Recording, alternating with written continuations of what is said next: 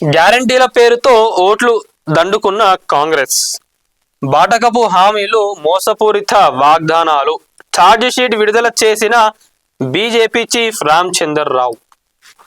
ఏం చెప్తా ఉన్నారు రామచందర్ రావు గారు? బీజేపీ ముచ్చట ఏంది అసలు? ఈ మున్సిపల్ ఎలక్షన్లు అనేది చూడాలి. సర్పంచ్ ఎలక్షన్లప్పుడు కొన్ని సీట్లు రాగానే ఎగిరి గంతేసిండ్రు. మేమే అసలు ఫుల్ రేస్లో ముందున్నామని చెప్పి అంటా ఉన్నారు, కానీ సింగిల్ డిజిటే. బీజేపీ ఏడా చూసుకున్నా కూడా సింగిల్ డిజిటే. ఎమ్మెల్యేలు ఉన్నారు, ఎంపీలు ఉన్నారు, ఏం చేయనీకున్నారండి మీరు? అసలు ఏం చేయనీకున్నారు? మొన్న మోదీ గారు అంత మంచిగా గట్టిగా చివాట్లు పెట్టినా కూడా ఇప్పటికీ కూడా బుద్ధి వస్తలేదు బీజేపీ నాయకులకు. 2 ఎమ్మెల్సీలు ఉన్నారు, వాళ్ళ గురించి ఎంత తక్కువ మాట్లాడితే అంత. వాళ్ళ బిజినెస్లు కాపాడుకోనికే ఉన్నారు, వాళ్ళ ఇన్స్టిట్యూషన్స్ని కాపాడుకోనికే ఉన్నారు. వస్తారా? రారు. మొన్న ఏం చేసిండ్రు? మొన్న 7 ఎలక్షన్స్ జరిగినాయి కదా, ఏది మన జూబ్లీస్ ఎలక్షన్స్ అప్పుడు కూడా ఏం చేసిండ్రు? వచ్చిండ్రు, ఒక 2-3 నాయకులు వచ్చిండ్రు, వాళ్ళ వెనకాల ఒక 10 మంది కార్యకర్తలు గంతే వచ్చిండ్రు, టీ తాగిండ్రు, ఫోటోలు దిగిండ్రు, పోయిండ్రు గంతే. ఏం లేదు. ఇక బీజేపీ చేసింది ఏం లేదు, ప్రచారం చేసింది ఏం లేదు. జనరల్ గా భారతదేశం మొత్తంలో కూడా కాంగ్రెస్ ను బీజేపీ రెండు కూడా బద్ధ శత్రువులు. తెలంగాణలో మనం చూసుకున్నట్లయితే వీళ్ళిద్దరు దోస్తులని చెప్పుకోవాలి. విమర్శలు చేయరు, కాంగ్రెస్ పైన విమర్శలు చేయరు, కాంగ్రెస్ పైన మాట్లాడరు, బీఆర్ఎస్ పైనే మాట్లాడతారు. మరి బీఆర్ఎస్ అధికారంలో ఉందని అనుకుంటాందా? వాళ్ళపైన మాట్లాడితే ఏమొస్తుంది? అధికారంలో ఉన్న పార్టీ పైన మాట్లాడితే వాళ్ళు చేస్తున్న అరాచకాలు ఏవైతే ఉన్నాయో అవి బయటికి వస్తేనే కదా తెలిసేది. మీరు దాని గురించి మాట్లాడకుండా బీఆర్ఎస్ పార్టీ అట్లా చేసింది, బీఆర్ఎస్ పార్టీ ఇట్లా అంటే ఆల్రెడీ కాంగ్రెస్ వాళ్ళు మాట్లాడుతూ ఉన్నారు, వాళ్ళు కేసులు పెడతా ఉన్నారు, వాళ్ళు దానిపైన చూస్తూ ఉన్నారు. మీరు కూడా ఇక బీఆర్ఎస్ పైన మాట్లాడితే ఇక కాంగ్రెస్ వాళ్ళ పైన మాట్లాడేది ఎవరు?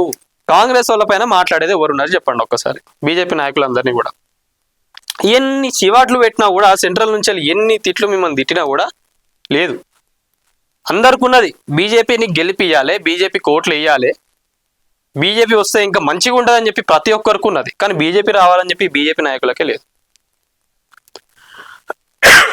మాట్లాడతారు, స్టేట్మెంట్లు ఇస్తారు, అయిపోతుంది అంతే. గారదాకనే వస్తారు, అది ఉంటుంది కదా సినిమాలు, వస్తారు మాట్లాడతారు పోతారు, వస్తారు మాట్లాడతారు పోతారు, అంతే. ఆడదాకనే ఇక తర్వాత ఏం చేస్తారు ఏందనేది ఏం లేదు.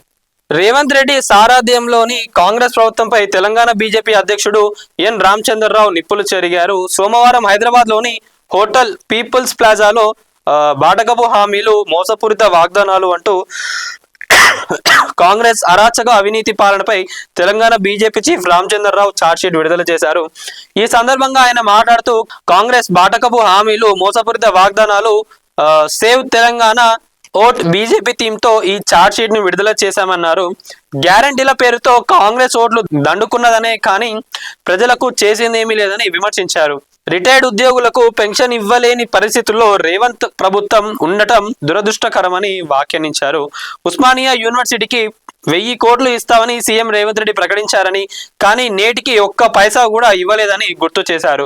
ఆరోగ్యశ్రీ పథకం కింద 1000 కోట్ల రూపాయలు బకాయిల్లో పెండింగ్ లో ఉన్నాయని చెప్పారు.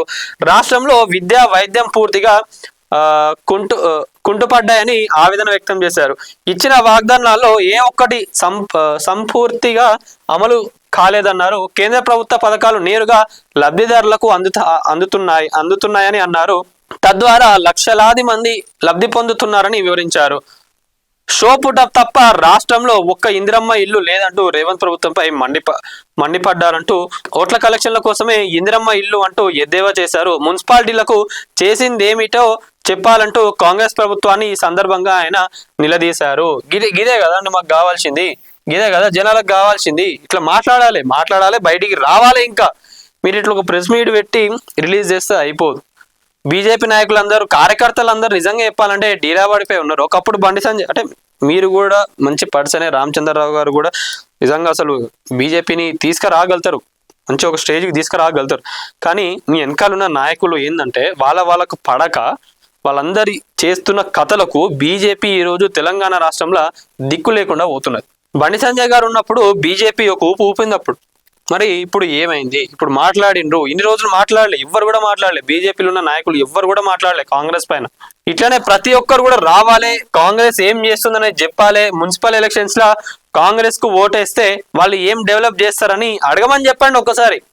ఫండ్స్ లేవంటున్నారు కదా, రాష్ట్రం అప్పులపాలు అయిపోయిందని చెప్పి చెప్తా ఉన్నారంట కదా కాంగ్రెస్ నాయకులు అందరూ కూడా.